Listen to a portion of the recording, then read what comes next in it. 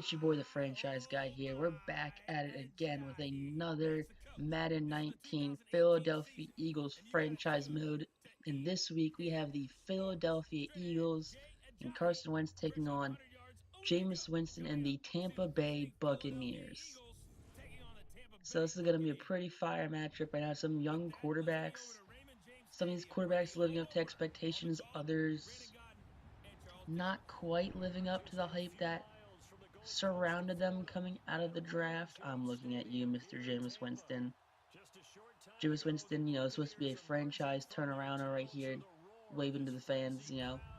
But Jameis Winston just hasn't put everything together yet. He's still making rookie mistakes in his fourth year now in the league. He's still making mistakes that he shouldn't be making. You see Carson Wentz in his second year, he was making plays of 5-year vets. Doug Peterson did an interview talking about how special Carson Wentz truly is, and you saw how he was saying like the spin out of week 1 of the 2017-18 season against the Redskins, the little spin out he did where he ran backwards, spun around, threw a pass. He did that in practice his rookie year. But this is gonna be funny right here. You got Bradham, Hicks, Gary, the first safeties to come up. Darby Jenkins McLeod, but I think Chris Long's a little confused on who he is because he's not Malcolm Jenkins. Malcolm Jenkins didn't make it out there for team photos quite quick enough. So it's like, Chris Long, hey, get in there. We'll change everything in post, and they forgot to totally change the title card. We get a big hit by Jernigan on the running back. That's gonna force a punt. We got Carson Wentz coming onto the field. 3 touchdowns, 1 pick, 24 for 41, 302 yards from Mr. Carson Wentz. Definitely at this rate should win MVP. I mean, if you could put up 300 yards easy a game, I don't see why you shouldn't be able to win MVP. We got a little dump out pass to the Ertz. I don't think it's much of a gain, if any gain. Yeah, 1-yard gain right there. Let's go like all offensive line. Peters, Wisniewski, Kelsey, Brooks, Johnson. We got Alshon Jeffrey, Darren Sproles, Jay Ajayi, Zach Ertz, and I think that was Mike Wallace. It might have been Nelson Aguilar. And we're just going to dump down to our favorite target, Zach Ertz. He's going to stumble his way through some people. Not really sure how Zach Ertz ended up getting that strength because he's not known for breaking tackles or fighting for extra yards. We got Nelson Aguilar right here. He's going to fight for an extra couple yards right there.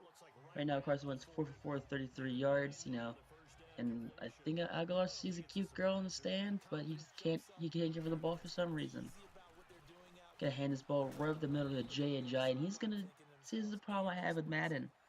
As soon as you hit the turbo, right there, I had a wide open gap, just to pretty much score a touchdown. Made a safety catch, but I don't really say what the safety is. Got a fumble right here for Alshon Jeffrey, which sucks because we're pretty much in the red zone, and Jeffrey's got a fumble on a turnaround, trying not to get hit from the front, and he just doesn't hold on to the ball on the spin around. Just take a quick look, he spins around, sees the safety, and just gets laid out by the linebacker. So he just doesn't pay attention to that linebacker. It doesn't see him. He just lowers the shoulder into the head, and I don't like seeing that ever. We got Brandon Graham coming off the edge for the user sack. Nope, psych, that's Rodney McLeod. That's Brandon Graham's side though, so I just assumed it's Brandon Graham getting the sack. 2nd and 17. But what I was saying for that Jay Ajayi, that should have been a touchdown, is as soon as you hit the turbo, you're just blocks just disengaged. They don't care about, offensive linemen. They're like, alright, you can go. He hit the turbo, and defensive linemen now have the perfect vision to see everything and don't miss anything anymore ever. So as soon as you hit the turbo, they just let go of their blocks, and you don't gain any yards through pocket unless they make an actual gap for you, so you're not turboing through any tight spaces. Which is really dumb because you have like NCAA 14, which doesn't have that problem. NCAA 14, is a great game. I do want to play it eventually. I haven't played it ever actually, but I've seen gameplay mechanics of this game where you're running up the middle and you're having your offensive lineman block, and guess what they're doing? They're blocking. You can hit the turbo through the line, and defensive linemen aren't reaching around an offensive lineman for like a horse collar tackle that's not being called. You're getting blocked.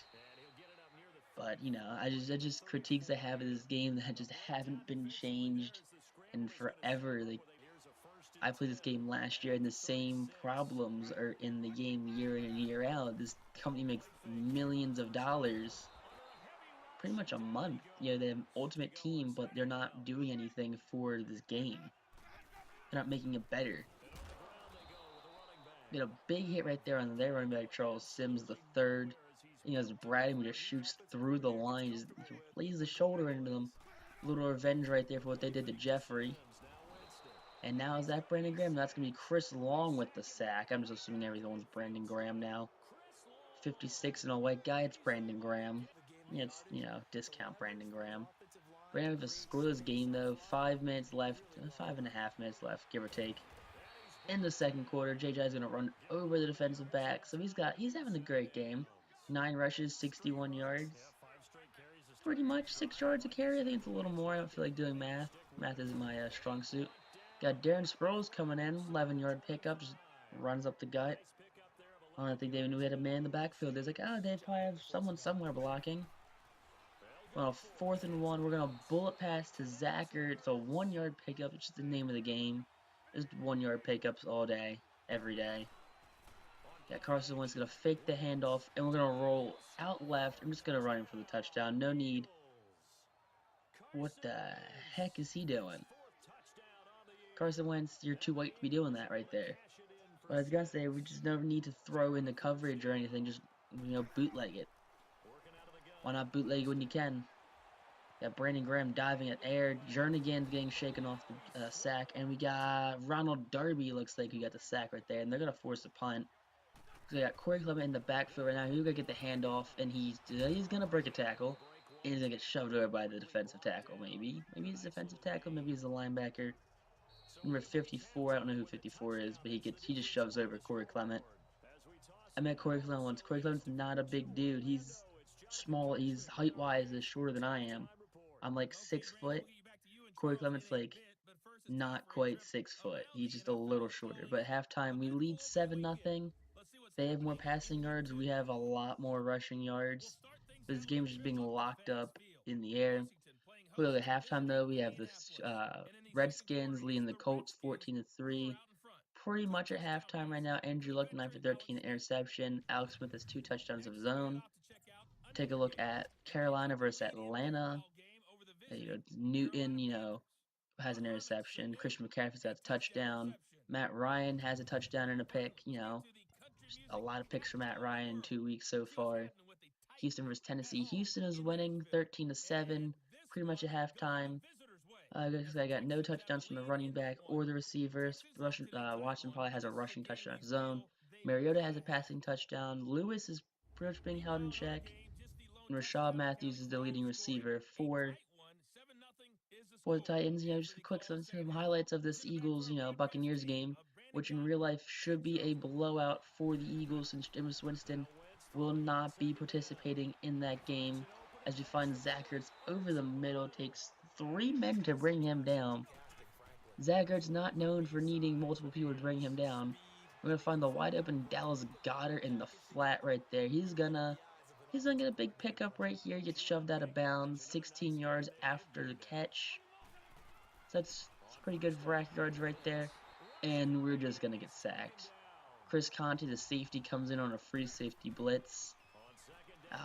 It's just a problem that Madden has every year is with, you know, with these blitzes and getting sacked 40 times a game. And we're gonna have, you know, Alshon Jeffrey go over the defensive back right there, one-on-one coverage. For the reception, 3rd and goal on the 1-yard line. And we're just pretty much gonna walk in right now. Carson Wentz is a 2nd rushing touchdown of the game. So we'd like to see Carson Wentz, you know, showing that his ACL and his knee isn't bothering him anymore. But, you know, it's just great to see that we have a young quarterback coming off a pretty devastating injury. Shakes off a tackle, actually. Just runs in for the touchdown. And look at that. whiffs on that tackle right there. You know, I think I shook out Joe McCoy. I'm surprised Joe McCoy actually didn't get the tackle right there because Joe McCoy is a big man. We're gonna rush forward right now. We're just not gonna get any pressure. We get the pressure right there. And Fletcher Cox with half a sack. Don't know who they credit the other half a sack to because I don't think the defensive end right there actually touched him.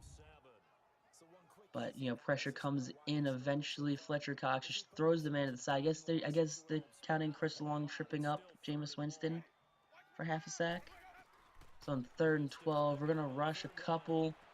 We're gonna get a flag on the field. It is a Cameron Brate's gonna get a huge pickup. He fumbles the ball. The receiver picks it up, and Doug Pearson is furious right now. We just let off.